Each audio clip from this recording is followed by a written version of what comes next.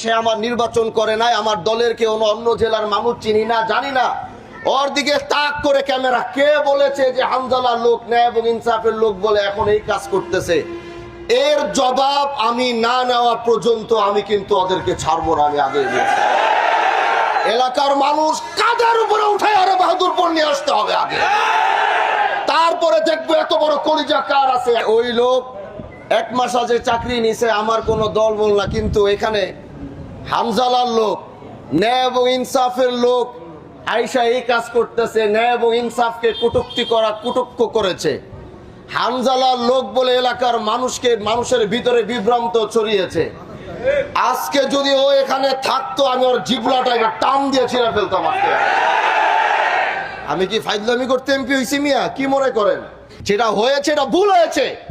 আমি বলেছি ওই সময় যদি ধরে ওরা আমার কাছে আনতো, আমার যে পায়ে যে জুতাটা পরা 2টা লাঠি দিয়ে ওর কক্ষি ফাটাই দিতাম, পরে হাসপাতালে যা চিকিৎসা লাগতো এটা আমি করাতাম।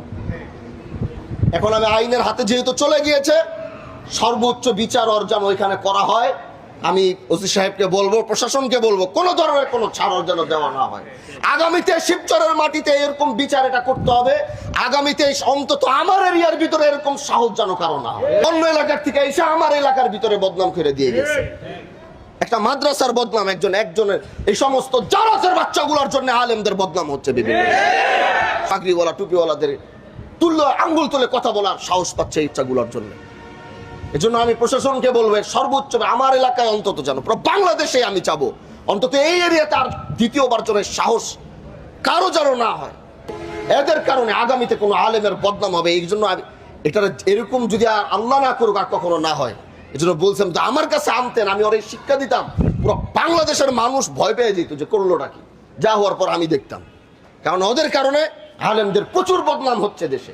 আলেমরা মুখ দেখাতে পারছে না মানুষ, আর বামপন্থীরা তো বসেই আছে এই ভুলগুলো ধরে আলেমদেরকে কলঙ্কিত করার জন্য। আমি চাই আপনাদের মধ্য থেকে এই ভুল বুঝাবুঝিটা নিরসন হোক, ওর সর্বোচ্চ বিচারের ব্যবস্থা আমি দায়িত্ব নিয়ে আমি করবো। এটা কিভাবে কি করা যায়, ওরে কিভাবে, মামলা তো দিচ্ছেন না, মামলা হয়েছে না, ঠিক আছে, কিভাবে ওর বিচার সর্বোচ্চ করা যায় এটা আমি করব, এটা আমার দায়িত্ব। কিন্তু এটাকে কেন্দ্র করে এমন একটা বিষয় হয়ে গেছে, মানে পরিস্থিতিটা এরকম দাঁড়াইছে যে আমার নেতৃবৃন্দ যে ধর্ষণ করছে তার পক্ষে, এরকম একটা সিচুয়েশন আমার সামনে আসছে। মানে এটা কত বড় একটা, মানে একটা জঘন্য একটা খারাপ কথা না এটা? হ্যাঁ, আপনি বলেন এটা কত বড় জঘন্য বিষয় না? এটা কি হইতে পারে? এই যারা এই ভিডিওগুলা এই মিডিয়া যারা এই সমস্ত বিষয়গুলা প্রচার করছে,